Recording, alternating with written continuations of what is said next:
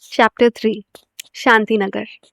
Arzoo was amazed by the new place. When she got off the bus, the first thing she saw was the sun setting in the sky, filling it with soft pink and orange colors. She had always loved watching the sunrise and sunset. Seeing it here made her feel a little better, even though she was far from home. Children were playing and laughing in the streets. At a small corner, a man was selling ice creams.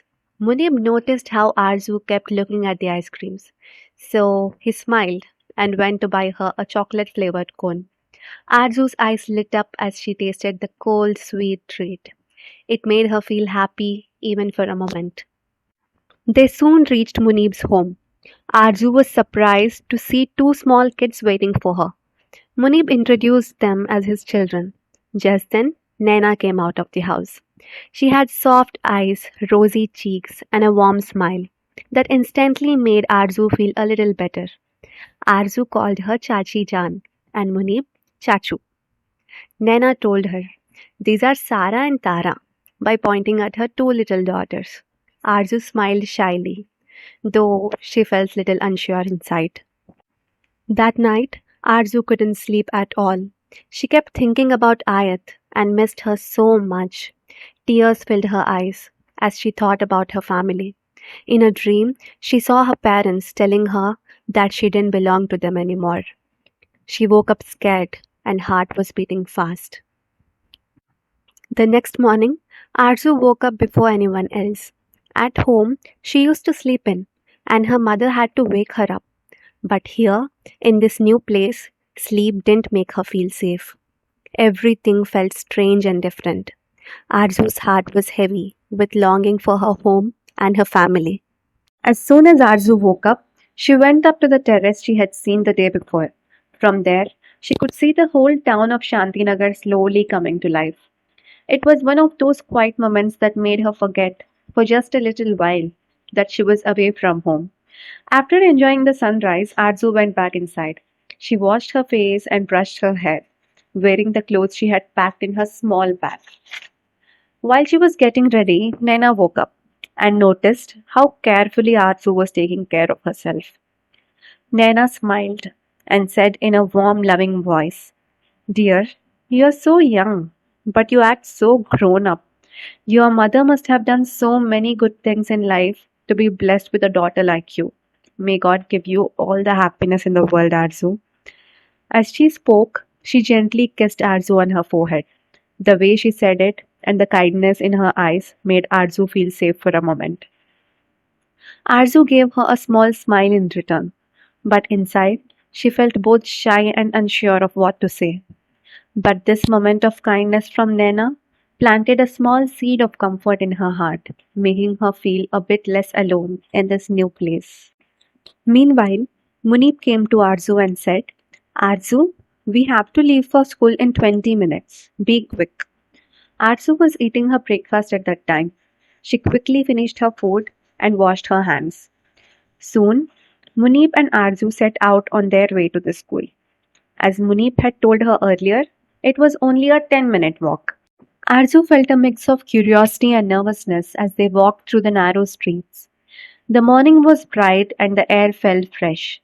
She could see children in uniforms heading to school, carrying their colorful bags and lunch boxes. When they finally reached the main gate of the school, Arzu stopped. The school was huge. The building was tall and had many windows. In front of it was a large playground filled with children running around and playing different games. The sight was so big and lively that Arzu felt like her two eyes were not enough to take it all in. Munib smiled and said, "This is where you will be studying from today." Hearing this, Arzu felt worried and found it hard to catch her breath. She wasn't ready for this big change yet. They walked past the playground through the crowd of teachers and students. Arzu saw kids carrying big books and teachers talking to each other, moving quickly from one classroom to another. Finally, they reached the principal's office. Munib started filling out the forms and paperwork for Arzu's admission. The principal gave Munib a warm handshake and then turned his kind eyes to Arzu. Gently touching her cheek, he said, "Welcome to our school, Arzu. You are going to love it here." He gave her a reassuring smile and said, "Come on, let me show you where your class is." Together, they walked down the wide hallway. Bright paintings and colorful charts lined the walls, and the sounds of children reading and teachers talking filled the air. Arzu walked slowly behind Munib and the principal, her small hand clutching the strap of her school bag tightly. Finally, they reached her classroom. The principal knocked on the door. The teacher came outside to greet them.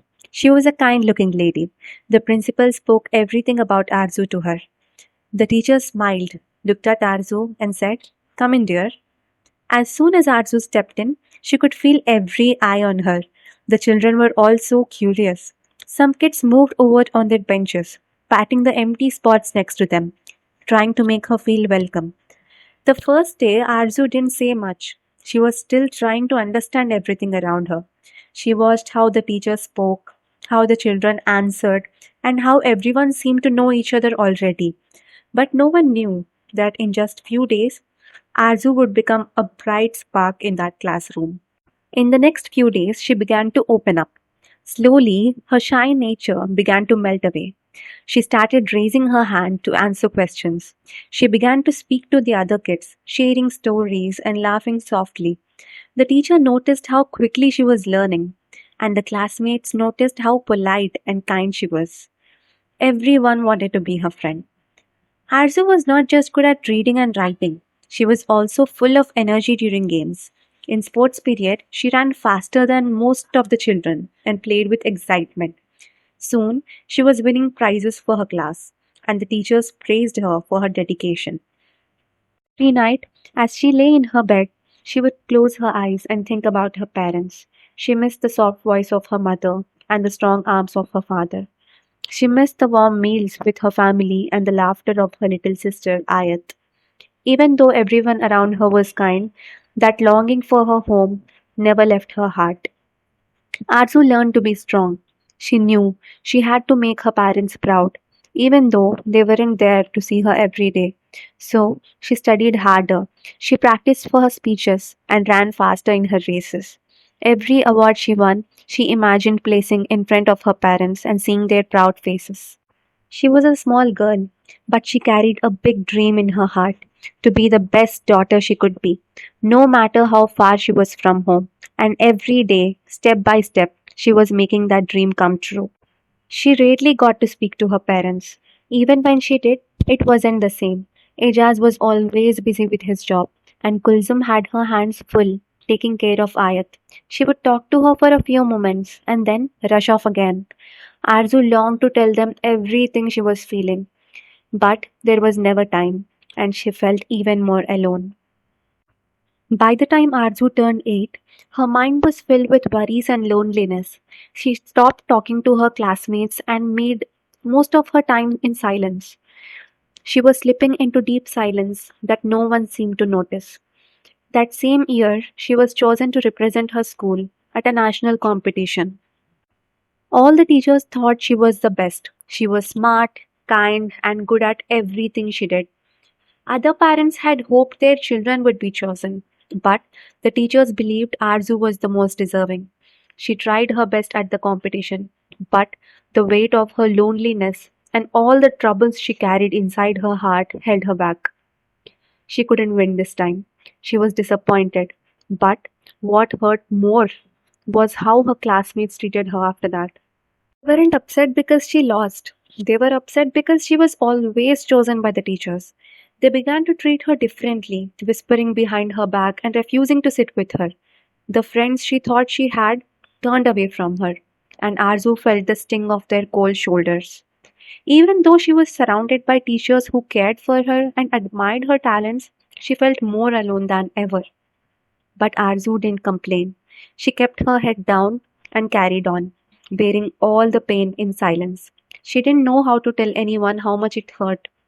She just held on and tried to be strong. Nana always made sure to ask Arzu how her classes were going on. Each day, when Arzu returned from school, she would find Nana waiting for her with a warm smile and open arms. She would say, "Arzu, how was your school today? Did you learn something new? Are you making friends?" Her voice was so gentle and full of care that it made Arzoo's heart feel a little less heavy, even if just for a moment. Even after that, Arzoo answered politely. It was good. Nana could see the truth behind those words. She noticed how Arzoo's shoulders drooped, how her eyes looked tired and sad. She knew something wasn't right, but she didn't want to push Arzoo too hard. She hoped that one day Arzoo would trust her enough to share her pain. One cool evening, just as the sun was setting, Nena finally saw what was hidden behind Arzoo's quiet smile. She had gone up to the terrace to bring in the clothes that were drying, but as she reached the top of the stairs, she stopped. Arzu was there, sitting on the edge of terrace wall, her arms wrapped tightly around her knees. Tears were rolling down her cheeks, and she was trying so hard to be silent. With a soft voice, she said, Arzu, why are you crying? Tell me. Please don't keep it inside. At first, Arzu only shook her head, wiping her tears quickly with the back of her hand. She didn't want to seem weak or trouble Nana with her problems. But Nana didn't give up. She put a gentle hand on Arzu's back and said, sometimes talking about what's hurting us can make it feel a little better. Please trust me. The warmth in Nana's voice and the kindness in her eyes made Arzu feel safe. She took a shaky breath and began to speak. Her voice was soft, almost like a whisper, but the pain in her words was loud enough. She told Nana about how her classmates treated her at school, how they no longer talked to her or smiled at her. She talked about how lonely she felt, how she wished so much to be back with her family. That pain was so much big for her to put into words. Nana listened with all her heart, not interrupting or judging. She just sat there, holding Arzu's hand and letting her know that she wasn't alone. When Arzu was done speaking, there was a long silence between them. But it wasn't uncomfortable. It was a silence filled with understanding and care. Finally, Naina wiped away the last of Arzu's tears with the edge of her scarf and said softly, you're such a brave girl, Arzu. It's not easy to speak about all these things. Thank you for trusting me. Remember, you're never alone here. I'm always here for you. These words made Arzu feel lighter, like a heavy weight had been lifted away from her small shoulders. From that day on, something changed between them. Arzu started to open up to Nana in little ways. She would tell her about a new lesson she liked at school, or about how she saw a pretty bird in the morning.